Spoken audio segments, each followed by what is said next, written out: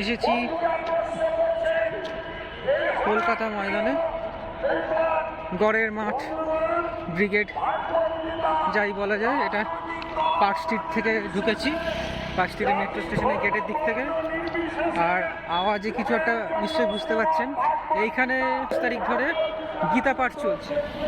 তো একটুখানি এগিয়ে গিয়ে দেখি কি চলছে।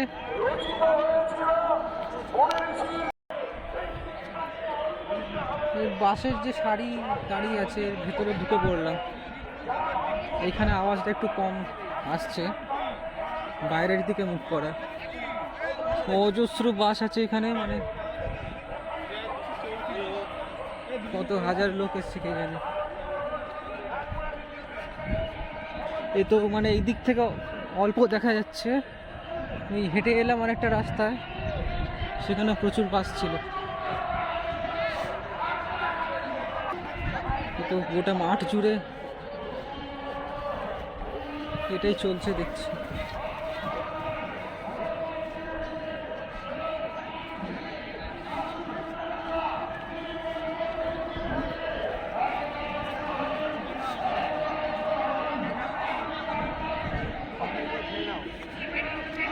আমি যখন বাস থেকে নামলাম পার্ক স্টেশনেতে, ওই মেট্রো স্টেশনে, তখন এইরকম বক্তৃতা ছিল না।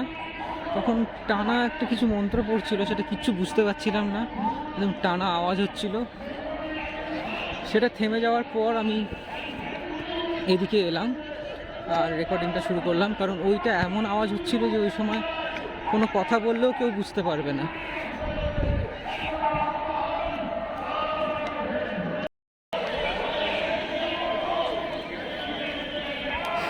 অনেকটা এগিয়ে এসেছি। কতক্ষণ ধরে হাঁটছি সেটা তো ফোনে ভিডিওর টাইমটা দেখলেই বোঝা যাবে।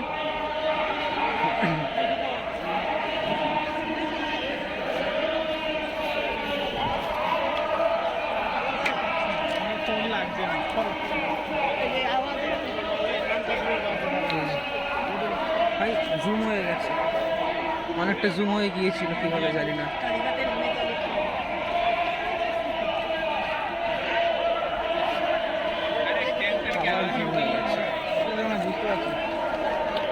বারবার জুম হয়ে যাচ্ছে নিজে নিজে।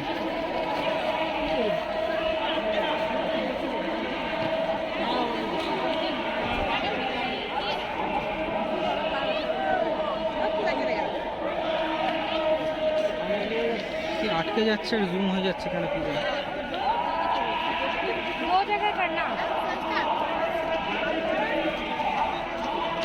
প্রচুর লোক, তো মেলা বসেছে,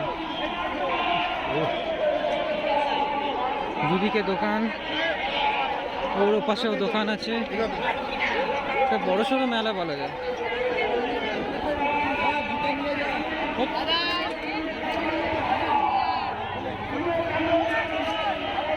ডাকলে তো বিরক্ত লাগে।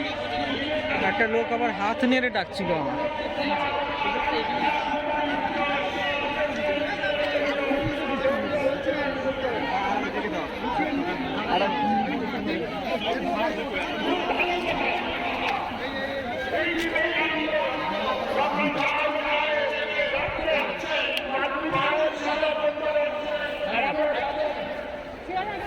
চলো চলো জোরে জোরে জোরে জোরে শুনতে